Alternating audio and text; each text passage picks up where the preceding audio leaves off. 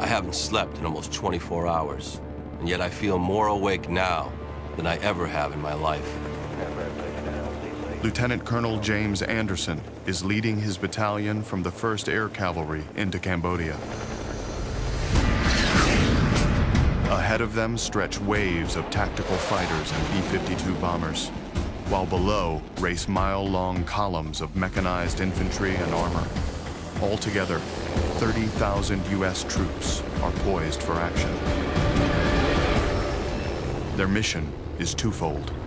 First, decimate enemy sanctuaries and disrupt NVA supply lines along the Ho Chi Minh Trail.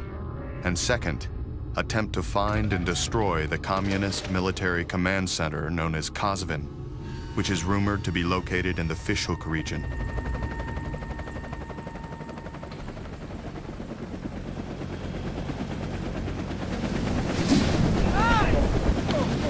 As soon as we hit the ground and get organized, we move out. I don't intend to waste any time finding what the enemy has been hiding.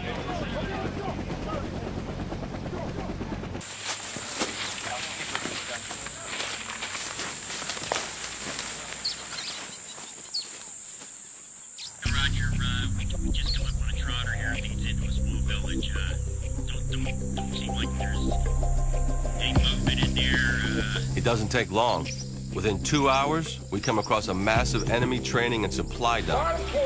Start coming this way, up.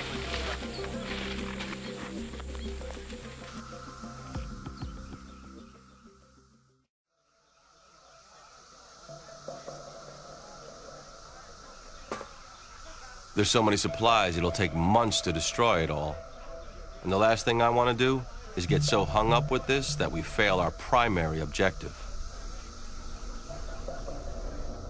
So I ordered 2 of my rifle companies to stay back at the city and oversee its destruction, while I take the other 3 companies and head out to find the NVA headquarters.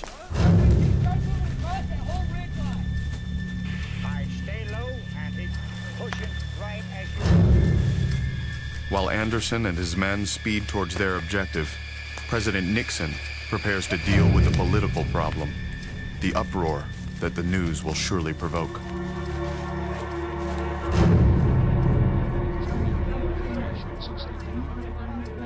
He decides to take the offensive so he can frame the issue before others do. Tonight, American and South Vietnamese units will attack the headquarters for the entire communist military operation in South Vietnam. This is not an invasion of Cambodia. The areas in which these attacks will be launched are completely occupied and controlled by North Vietnamese forces. We take this action not for the purpose of expanding the war into Cambodia, but for the purpose of ending the war in Vietnam and winning the just peace we all desire.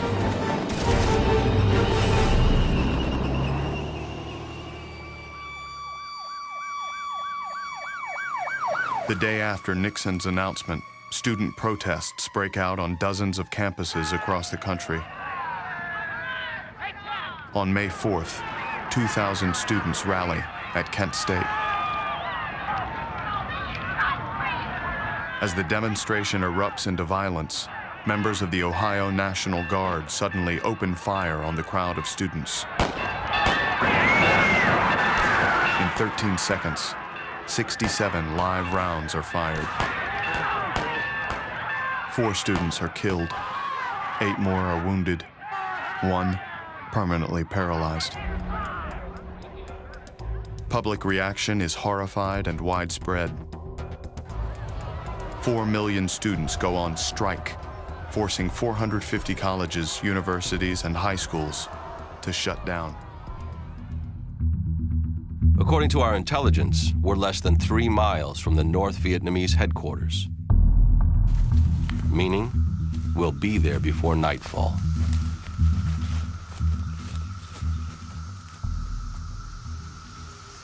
But just as we're closing in on our objective, I get a call from division headquarters telling me to halt in place.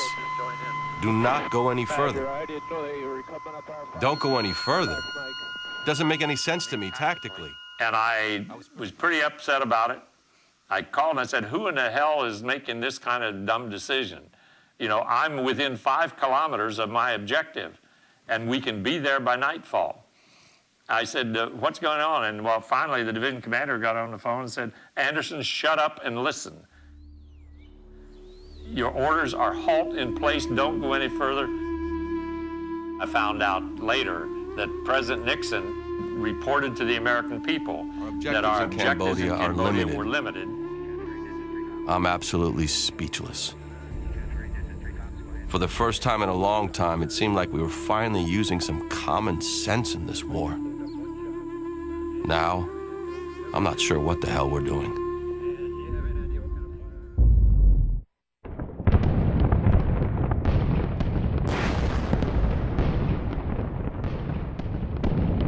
The only thing more frustrating than knowing the enemy's withdrawn beyond our reach again is knowing that our time in Cambodia is up. So there's absolutely no chance we'll accomplish anything else here. At the end of June 1970, after 8 weeks of operations, the 30,000 U.S. ground troops prepare to leave Cambodia. Although the 19-mile restriction prevented U.S. forces from locating the NVA headquarters, they did confiscate or destroy 20,000 enemy weapons, over 7,000 tons of rice, and nearly 2,000 tons of ammunition, the largest enemy supply cache destroyed to date. But for soldiers such as James Anderson, the moment is bittersweet. What really gets to me is how much time it must have taken the enemy to accumulate all these weapons and ammo. And the fact that they were making this effort to bring all of this stuff down. I mean, they were preparing for a major invasion into South Vietnam. And it was just clear as could be. As could be, right here. Right there.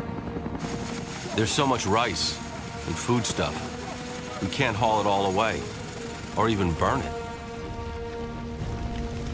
I guarantee you, the NVA will rebuild their supplies, and the second we're out of Vietnam, they'll launch their major invasion. We may have bought a little time, but I'm afraid that's all we've done.